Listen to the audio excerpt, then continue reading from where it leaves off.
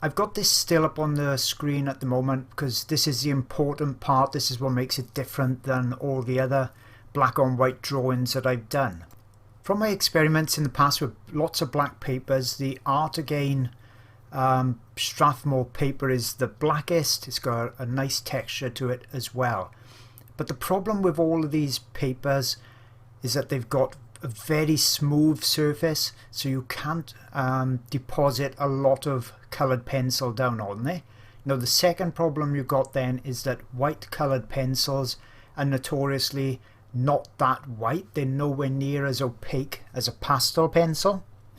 So that compounds then with the smooth paper into not being able to get a very vibrant white on there. Now obviously you could use pastels or charcoal, but then you've got the issue of never being able to seal them properly, and they would smudge, particularly if you're on smooth paper. So if you're using a pastel paper like Pastelmat, a sanded surface, then you've got a chance of them not smudging too easily. But when you're using a smooth paper like the Strathmore paper, you've got the nice black there, but then you've got that inevitable smudging on there, so there's disadvantages there for sure. But I love doing these white on blacks, so either I've got to put up with that lack of white contrast, or I had to think of something else. And what I came up with was this solution, and because I'm doing the video voiceover after it, I know it's all worked, so you haven't got to do the trial and error. So basically I wanted a rougher surface, so to grab the coloured pencil and allow me to deposit more layers on there, which will make it whiter and more vibrant. So I wanted a rougher surface to the paper, so I've chose Pastelmat paper.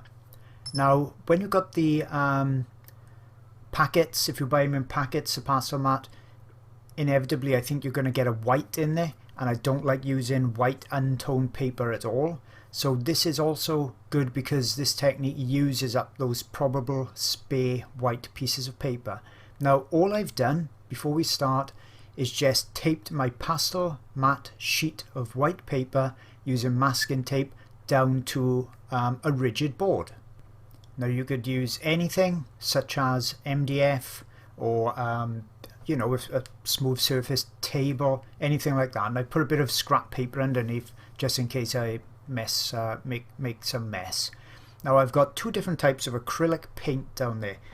The one is the Atelier interactive paint, the other one is the Prime Acryl from Schminky. Now I've used those because they did seem to be a little bit darker black than some of the others I've tried, and I'm using the two types just because I've got lots of different acrylics from my tests in the past. I didn't want to use all of the Schminky one, and I just combined them because it was actually on my desk, so I'm just going to use a little bit of each one. But get yourself a good decent quality black acrylic paint. So I'm going to squeeze some of that out into the top little container, and in the bottom then I've just got some plain water. It's black because I've just done a quick test on another sheet of paper to make sure that it worked okay. So you can use just normal tap water, and the brush I'm using is just a regular, you can use a synthetic type of brush. You want it soft-ish, just so you're not going to leave any marks in there. So let's get on with it and see how I actually tone this paper a nice deep black. Okay, so just going to squirt out some of that paint. Now when I did this, I didn't actually put enough out at the start, so make sure you, when you're doing it, if you're following along, you put enough out, put a fair amount out on there. But the good thing with the Pastelmat paper, it really seems to suck up the acrylic, any liquids, and the surface is not affected by liquid. Absolutely don't do this with pastel card. It's a different product. It doesn't work with water, and the surface will just wipe off. So all you've got to do then is just get a nice mix, plenty of water in there, and brush it on. Simple as that. Nothing complicated at all. You want to work fairly quickly because being acrylic, you know, it dries quite fast. But the thing with the Pastelmat paper seems to, as I said, it sucks it into the paper, which makes it very easy to get a nice even effect and appearance on there. And it also makes it stay wet just that little bit longer. So you've got a little bit longer to do your blending in. So what I'm going to do is just carry on painting the sheet. And once I've done that, I'm just going to dry it with a hairdryer. Nothing complicated at all. And if you feel you need to, you can do a second layer once this one is dry, doing exactly the same as we just did. And that's what I did myself. I did that second layer just to get a little bit blacker. If you're looking for even more great art sources, I've really got you covered. First off, I've got a Patreon channel. It's been going well over a year or so, packed with around about 50 or more videos and new ones every month. Lots of the videos are many hours long, so you can see they're really in-depth. Subjects such as turtles, birds, elephants, big cats, you name it, is on there. So that's my Patreon channel. And also on that Patreon channel, before I go on to something else, I've got a secret Facebook group. So only the members are actually on there. It's the most supportive and friendly Facebook group that I've ever seen. I know I'm biased, but it really is. We've got 400 or 500 members on there, and they all help each other. So that's a great added bonus. That comes free with it.